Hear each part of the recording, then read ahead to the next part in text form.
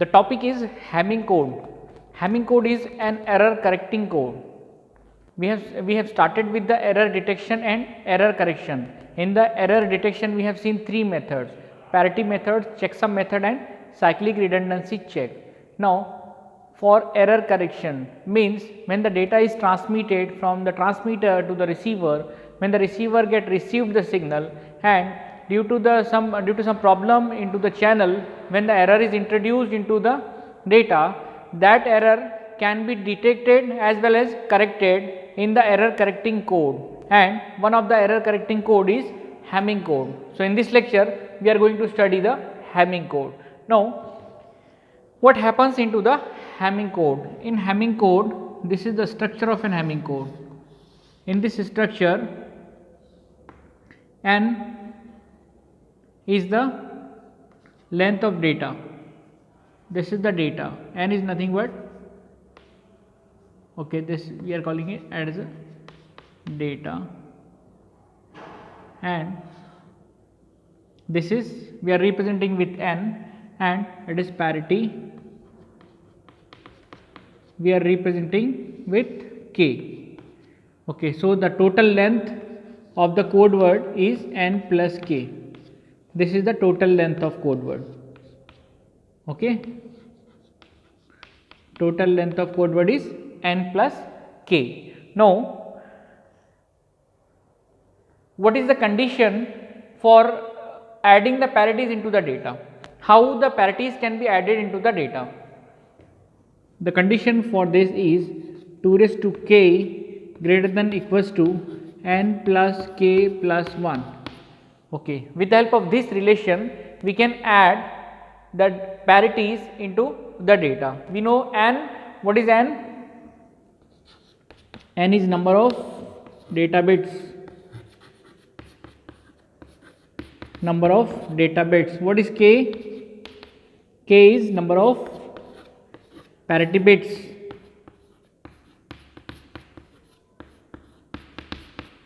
Okay. So, we will construct an Hamming code for 4-bit data. Suppose for 4-bit data, for n is equals to 4, for n is equals to 4, what is the value of k? Tell me what is the value of k for n is equals to 4. कितने पैरिटीज add करेंगे अगर हमारा data 4 bit का है तो? Suppose हम k का value 2 लेते हैं. If k is equals to 2, तो ये रिलेशन में सब्स्टिट्यूट करो, क्या होगा? 2 raise to 2 is 4 greater than equals to n is 4 plus k is 2 plus 1, that is 4 is greater than equals to 5 6 7. Okay, means this relation is not satisfied. 4 is greater than 7 is not satisfied. This is wrong. If we'll change the value of k. If k is equals to 3, the value of k is 3, then substitute in this value 2 raised to 3, that is 8 is greater than equals to, value of n is, we know that value of n is 4 plus k is 3 plus 1 means 8 is greater than equals to 8. This condition satisfies. Equal to का condition यहाँ पे satisfy हो रहा है. Means जब भी हमारा data 4 bit का रहेगा तो पैरिटीज कितने ऐड होंगे? 3 पैरिटीज ऐड होंगे. k is equals to 3. k equals to 3 के लिए ये इक्वेशन सेटिस्फाई हो रहा है. Means whenever the data is equals to whenever the number of bits data bits are 4, the parity bits are 3. ठीक है, ऐसे जितना भी नंबर ऑफ बिट्स होता है डेटा में, based on that we can decide the number of parities in that particular information. किसी भी इन्फॉर्मेशन में कितने पैरिटी बिट्स होना चाहिए. अगर मैं सेंड कर रहा हूँ 5 बिट डेटा, पैरिटी कितना रहेगा? 4. 2 raise to 4 is equals to 16 should be greater than equals to 10. ठीक है, वो कंडीशन सेटिस्फाई हो रहा है तो वहाँ पे पैरिटी कितने रहेंगे? 4 रहेंगे. अभी हम 4 बिट का डेटा कंसिडर कर रहे हैं, इसके लिए पैरिटीज कितने रहेंगे? 3 रहेंगे. Now will see the structure of hamming code. Will see the position wise. Okay, suppose the position of these code, that is the total length of the code word is n plus k. कितना code हो गया? 4 हमारा data bit है, data bits are 4, parity bits are 3, 4 plus 3 7. Write down the positions. Suppose this is the first position, first, second, third, fourth, fifth, sixth and seventh. Okay, अभी इसमें data bit का और parity bit का position क्या रहेगा? Okay, position parity का position रहेगा, for parity position is, for parity position is 2n, ठीक है, 2n पोजीशन रहेगा, where the value of n is equal to 0, 1, 2 and so on. ठीक है, ये कहाँ तक भी हो सकती है। 2⁻0 is equal to 1 means first position पे पैरिटी रहेगा, पैरिटी रहेगा फर्स्ट पोजीशन पे, we are calling it as a P1। 2⁻1 कितना हो गया? 2⁻1 इज इक्वल टू 2, तो पैरिटी का पोजीशन 2 हो गया। देन 2⁻2 4 मीन्स पैरिटी का पोजीशन 4 हो गया, P4।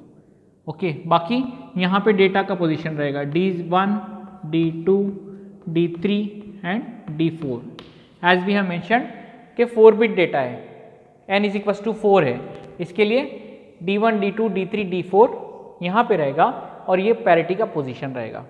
अभी हम फाइंड आउट करते हैं, consider some example and will construct a hamming code for that particular example. Okay, if हम कंसिडर करते हैं, if the value of n, यहाँ पे लिखते हैं, चलो, if the value of n is, data bit is 0, 1, 1, 0, ठीक है, construct hamming code for 0, 1, 1, 0। If these are the data bits, what are the parity bits? ठीक है, चलो स्टार्ट करते हैं। Substitute the value of data into this information, into this positions.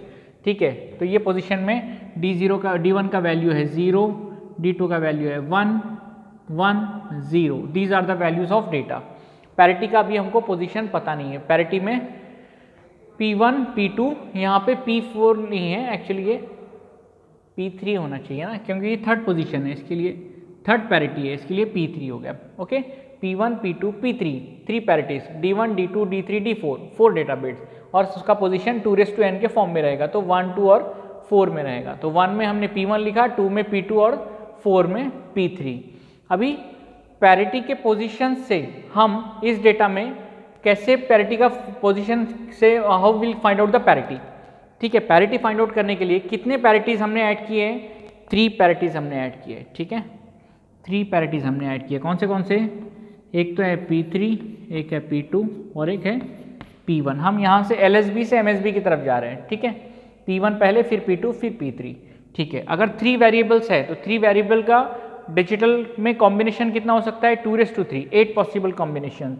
Write down the combination, that is 0, 1, 2, 3, 4, 5, 6 and 7।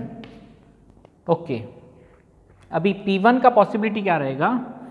P1 का जो possibility रहेगा वो P1 के नंबर ऑफ वंस का लोकेशन रहेगा। ठीक है, ये 0 का इक्विवेलेंट है, ये 1 का है, ये 2 का है, ये 3, 4, 5, 6, 7। ठीक है, अभी P1 में नंबर ऑफ वंस देखो कहाँ कहाँ पे आ रहे हैं।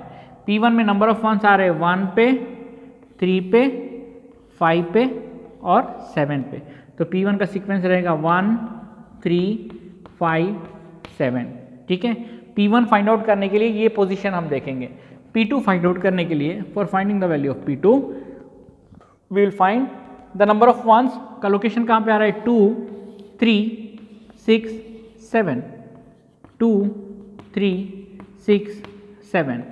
P3 4, 5, 6, 7, 4, 5, 6, 7। ऐसे हमारा फॉर्मूला डिज़ाइन हो जाएगा कि जिस भी पर्टिकुलर पैरिटी को हम फाइंड आउट कर रहे हैं, तो इस पोजीशंस पे हम देखेंगे कि कौन से बिट आ रहे हैं और उसका इवन पैरिटी क्या रहेगा या ऑड पैरिटी क्या रहेगा। जनरली हम इवन पैरिटी कंसीडर करते हैं कि number of ones are even और नॉट। तो नंबर ऑफ वंस इवन है कि ऑड है, इसके लिए मैंने एक ऑलरेडी हमने इवन पैरिटी में देखा है, जहाँ पे हमने एरर डिटेक्शन में पैरिटी जनरेटर का मेथड देखा है। Parity, how the parity is use for error detection. In that method it will be more clear to you that how to find out the parity bit। या simply हम उसको XOR करेंगे, वो कैसे करेंगे हम देखते हैं यहाँ पे। चलो, अभी ये हमारा पोजीशन हो गया। जहाँ पे हमने डेटा को इंसर्ट कर दिया, यहाँ पे 0 है, 1 है, 1 है, 0 है, ये डेटा बिट्स है। अभी हमको फाइंड आउट करना है P1। P1 का पोजिशंस क्या है? P1 is equal to 1 3 5 7, P1 is equal to 1 3 5 7। देखो 1 पे क्या है, 1 पे तो P1 है, इसका वैल्यू पता नहीं है। 3 इज 0, 5 इज 1, 7 इज 0, ठीक है। 0 1 0 मिला हमको, 1 पे तो P1 है, 3 5 7 पे 0 1 0 है, तो इसका पैरिटी क्या रहेगा? P1 का वैल्यू, P1 का value is nothing but the parity bit. Parity bit देखो, इसमें नंबर ऑफ वंस कितने हैं? 1 है, मीन्स ऑड है, तो इसको इवन बनाने के लिए एक और 1 लगेगा। या अगर ये लॉजिक नहीं समझ में आ रहा है तो सिंपली एक्सऑर ऑपरेशन परफॉर्म करो। XOR operation, 0 XOR 1 is 1, 1 XOR with 0 is 1, इसके लिए ये 1 है, ठीक है। दोनों मेथड से कर सकते हैं। या देखो कि नंबर ऑफ वंस कितने हैं, अगर वो नहीं समझ में आ रहा है तो सिंपली उसको एक्सऑर ऑपरेशन परफॉर्म कर लो। 0 XOR with 1 is 1, 1 XOR with 0 is 1, इसके लिए P1 1 है। सेकेंड P2 फाइंड आउट करते हैं। P2 का सीक्वेंस क्या है? 2 3 6 7, 2 3 6 7। 2 पे तो पैरिटी है, 3 पे 0 है, 6 पे 1 है, 7 पे 0 है। P2 का वैल्यू क्या आएगा?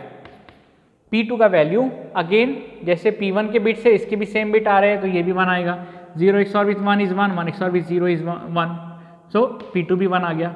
देन लास्ट सीक्वेंस देखते हैं P3। What is the value of P3? P3 is equal to we know 4 5 6 7। ये पोजीशंस को हमको चेक करना है। 4 पे तो पैरिटी है, 5 6 7 देखते हैं। 5 6 7 इज 1 1 0 इज 1 1 0, तो P3 कितना है? P3 is 1 XOR with 1 is 0, 0 XOR with 0 is 0, P3 is 0, ठीक है। या देखो नंबर ऑफ वंस कितने हैं? 2 है, 2 इज एन इवन नंबर और odd number? It is an even number, ठीक है, तो इसके लिए इसको 0 लिखा है। अगर ऑड होता तो इसको 1 लिखते हैं, ठीक है। दोनों मेथड से कर सकते हैं। अभी हमारा पैरिटी जनरेट हो गया। P1 का वैल्यू 1 है, P2 का वैल्यू 1 है, P3 का वैल्यू 0 है। इसको यहाँ पे सब्स्टिट्यूट कर देंगे, ओके। 1 1 0, देखो P1 का वैल्यू 1 है, P2 का वैल्यू 1 है और P3 का वैल्यू 0 है, ठीक है। अभी ये डेटा हम ट्रांसमिट करेंगे। देखो एक सीक्वेंस हो गया है, डेटा ऑन पैरिटी, दोनों को क्लब करके एक सीक्वेंस हो गया है। 1 1 0 0 1 1 0 0 1 1 0 1 1 0, ठीक है। ये हमारा कोड वर्ड रेडी हो गया, ओके। ये ट्रांसमीटर साइड पे हमारा कोड वर्ड रेडी हो गया, इसको हमने ट्रांसमिट कर दिया, ठीक है। अभी हम दोनों कंडीशन देखेंगे कि ये कोड वर्ड करेक्टली रिसीव हुआ तो क्या होगा, करेक्टली रिसीव नहीं हुआ तो क्या होगा, और ये एरर को करेक्ट कैसे करेगा, how it will correct the error. Both the condition will see. Suppose जो डेटा भेजा था वही डेटा मिल गया। सपोज ये पोजीशंस लिख लो 1 2 3 4 5 6 7। सपोज जो डेटा हमने सेंड किया था वही डेटा मिला, मीन्स 1 1 0 0 1 1 1 0, ठीक है। 1 1 0 0 1 1 0, सेम डेटा ट्रांसमिट किया था, सेम रिसीव हो गया। तो अब रिसीवर क्या करेगा, रिसीवर चेक करेगा फिर से यही सीक्वेंस को, P1 की, P2 की, P3, 1 3 5 7 2 3 6 7 एंड 4 5 6 7। देखो P1 चेक करो, P1 का वैल्यू है 1 3 5 7। चेक करो 1 पे क्या है, 3 पे क्या है, 5 पे क्या है, 1 3 5 7 पे क्या है, 0। तो P1 का वैल्यू क्या रहेगा, P1 का वैल्यू XOR करो। 1 XOR with 0 is 1, 1 XOR with 1 is 0, 0 XOR with 0 is 0, P1 0 है। P2 2 3 6 7, 2 3 6 7, again P2 is 0। सबका XOR ऑपरेशन परफॉर्म करो या पैरिटी बिट फाइंड आउट करो। P3 देखो 4 5 6 7, 4 5 6 7, P3 कितना है, P3 भी 0 है। What it indicates, if all bits are 0 at the receiver side, अगर सबका पैरिटी 0 आता है, इंडिकेट करता है कि एरर इंट्रोड्यूस नहीं हुआ, जो भी डेटा ट्रांसमिशन हुआ था that is correctly receive, okay. Suppose अब कंसीडर करते हैं कि सपोज कोई bit during the transmission is corrupted, then how to detect the error. Suppose this is the information that is 1 1 0 0, positions लिख लेते हैं 1 2 3 4 5 6 7। डेटा ट्रांसमिट किया था 1100 ड्यूरिंग ट्रांसमिशन सपोज ये बिट करप्ट हो गया, 0 के बजाय 1 रिसीव हुआ। ठीक है, अब कैसे फाइंड आउट करेंगे? No, for finding this again we will find out the same sequence. P1 is equals to 1357 1 3 5 and 7 0। ठीक है, P1 कितना आ गया देखो, 1 XOR with 1 is 1, 1 XOR with 1 is 0, 0 XOR with 1 is 1, 1 XOR with 0 is 1।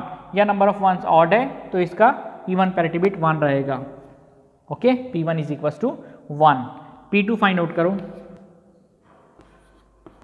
P2 find out करेंगे 2 3 6 7 2 3 2 3 6 7 6 7। P2 भी कितना आ गया 1।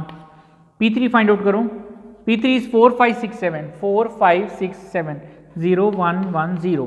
तो P3 कितना आ गया 0। P3 is 0। Okay, no P3 P2 P1 का वैल्यू क्या है?